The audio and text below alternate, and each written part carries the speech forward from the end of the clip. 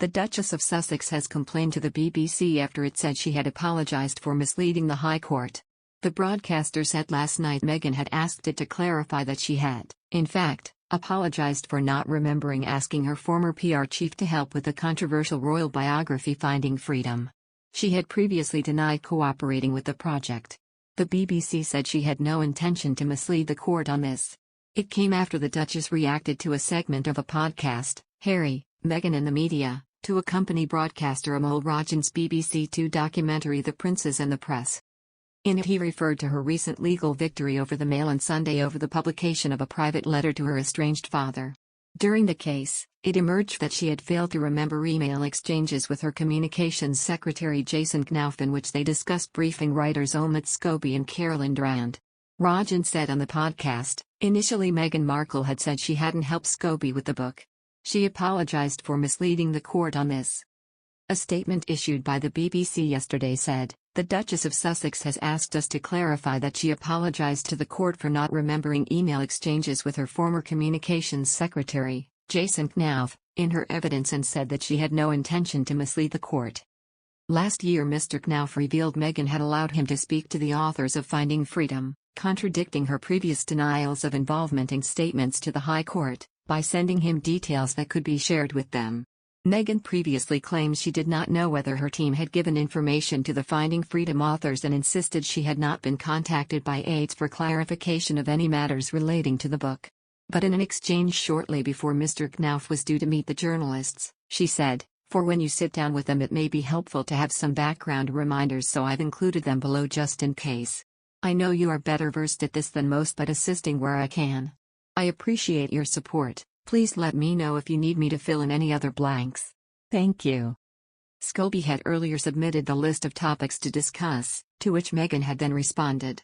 She later told the High Court she had absolutely no wish or intention to mislead the defendant or the court, but accepted Mr Knauf had offered information for the book with my knowledge. The program sparked a row between Buckingham Palace and the BBC, with all three royal households releasing a rare joint statement criticizing the broadcaster for giving credibility to overblown and unfounded claims that they had briefed journalists against Harry and Meghan. It was also lambasted for giving airtime to the Duchess's lawyer denying accusations that she had bullied staff without any critical examination of those claims. During their time as members of the royal family, Prince Harry and Meghan Markle shared very few images of their firstborn Archie.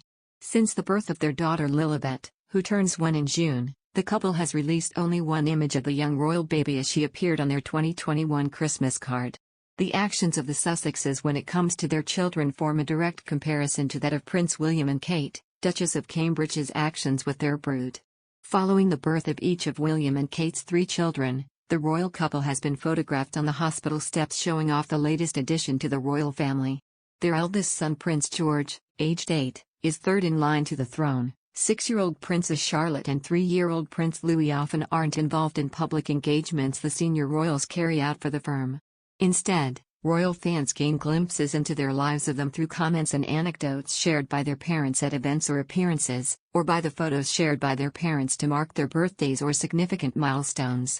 Kinsey Schofield, a PR expert and the founder of Los Angeles-based royal site Today for Daily, claims the Sussexes on the other hand want to provide access to their children on their terms.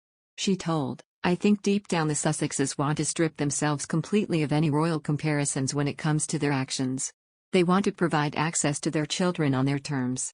They did not like the way the world demanded to see Archie upon his birth, and they have been working overtime to tell us that it is a privilege, not their responsibility, to give us access to their babies."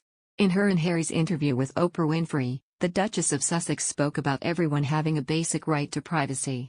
Meghan was asked by Oprah that when dating a royal, shouldn't there be any expectation that you're going to lose a degree of privacy, and in response, Meghan gave an example of her definition of a basic right to privacy, and her example made reference to images of a child being shared with a coworker.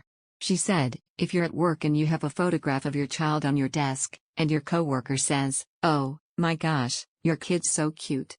That's fantastic. Can I see your phone so I can see all the pictures of your child?' You go, 'No.